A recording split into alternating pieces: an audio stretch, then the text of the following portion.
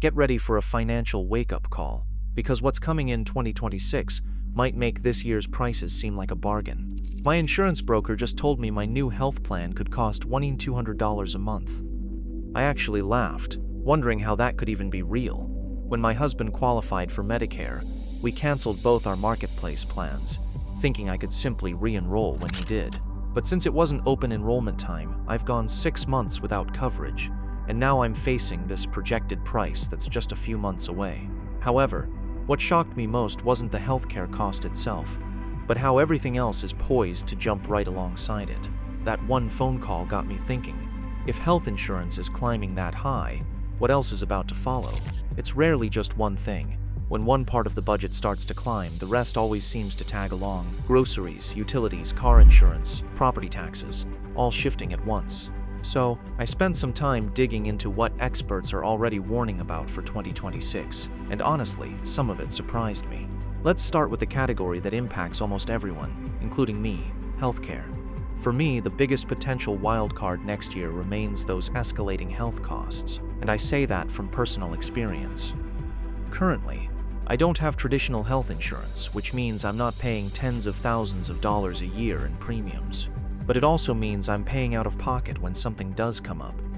It's a strange balance between freedom and risk, and it's one that more and more midlife women are finding themselves in. According to Newsweek, premiums for individual health plans could jump significantly in 2026 if certain government subsidies expire.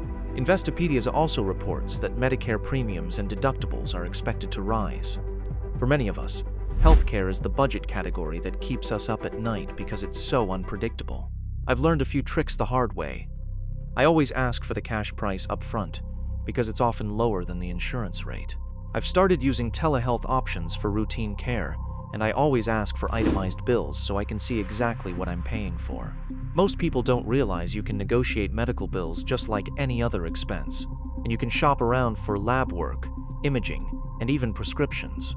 It takes time and patience, but it's worth it. The difference between sticker shock and a manageable cost often comes down to asking one more question. That's why I started looking for creative, affordable ways to fill in the gaps, which brings me to something I've personally been using since April and truly appreciate.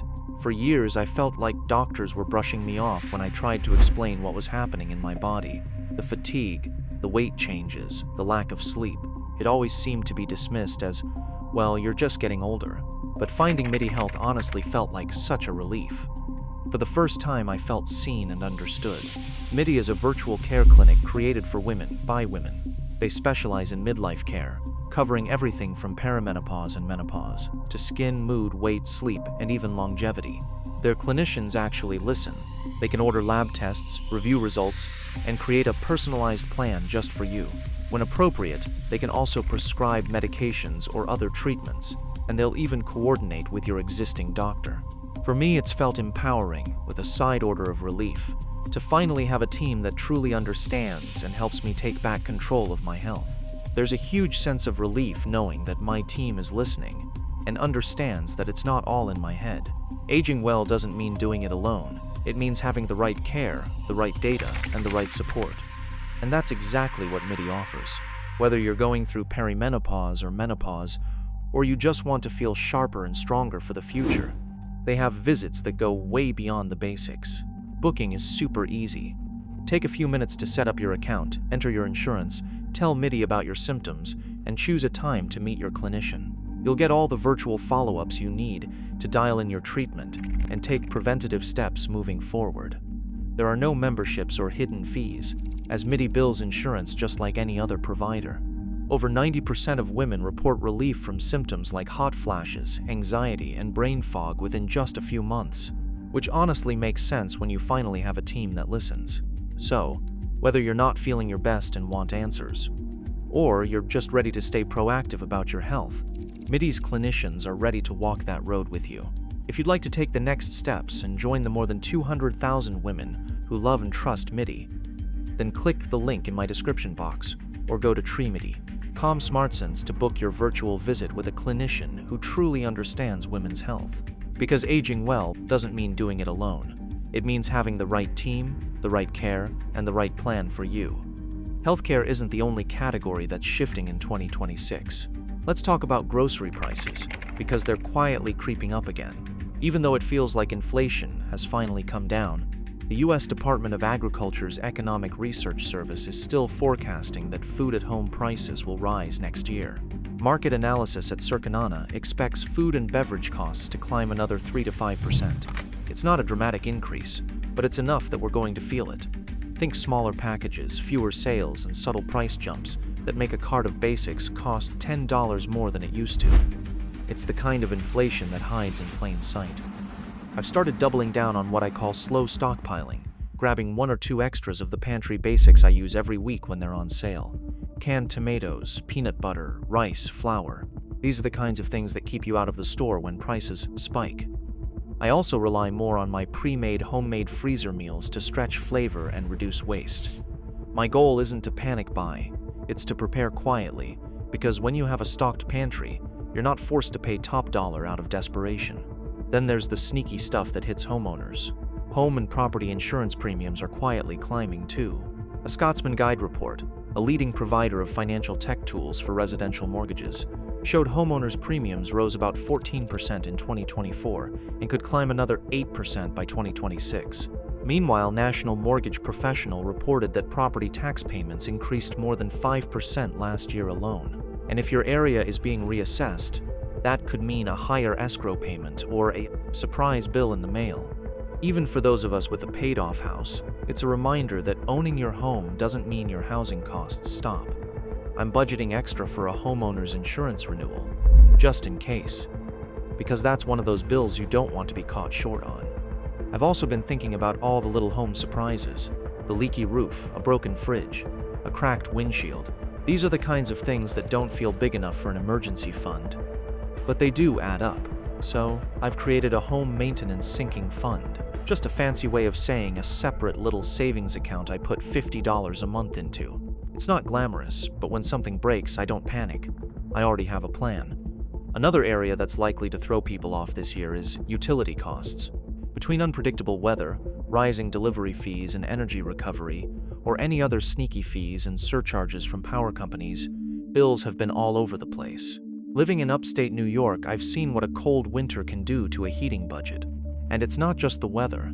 Some companies are adjusting rates mid-year to recoup costs, which is their polite way of saying, surprise.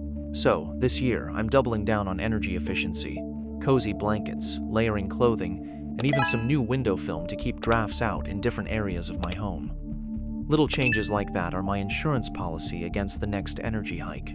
Speaking of insurance, let's talk about car insurance and vehicle costs, because drivers are already paying record-high premiums. Non-stop local KHQ reports that rates are expected to climb another 4% in 2026. Experian says the average American is now paying around $2,300 a year for coverage. Repairs are more expensive too, thanks to parts shortages and higher labor costs. Even used car prices haven't dropped as much as we'd hoped. For a lot of families, transportation is quietly becoming one of the biggest monthly expenses, right up there with housing and food. I've started setting aside a small car cushion every month, not just for maintenance, but for the inevitable premium increases. We're also planning on upgrading our car soon, so this car fund will help with that.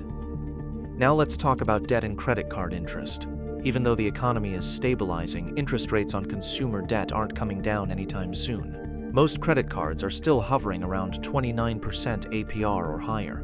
That means every dollar of revolving debt is working against your future budget. I've coached so many women who feel like they're drowning in minimum payments that never move the needle.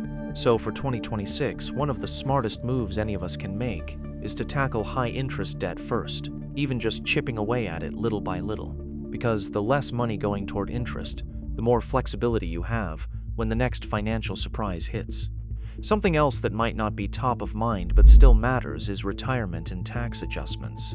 Contribution limits, Social Security cost of living increases, and income tax bracket shifts all play a role in how much of our money stays ours. Now, I'm not a financial advisor, but I am paying attention, especially since my husband is retired and our income mix looks a little bit different.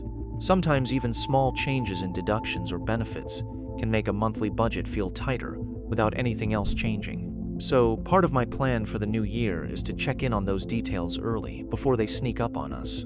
And while we're on the topic of things that aren't technically necessities, I have to mention travel and everyday experiences. The cost of having fun has gone up more than people realize. Airfare, hotels, car rentals, and even theme park tickets all come with new service or resort fees. Even simple family getaways have gotten pricier. It doesn't mean we stop traveling. It just means we have to be more intentional about it. For us, that might mean more camping trips or local experiences that still feel special but don't cost thousands of dollars. Sometimes the best memories are made an hour from home. Another subtle but very real shift happening is shrinking paychecks without a pay cut. You might not see your employer change your salary, but you might notice your take-home pay quietly dropping between higher insurance premiums, adjusted tax withholdings, and new benefit deductions.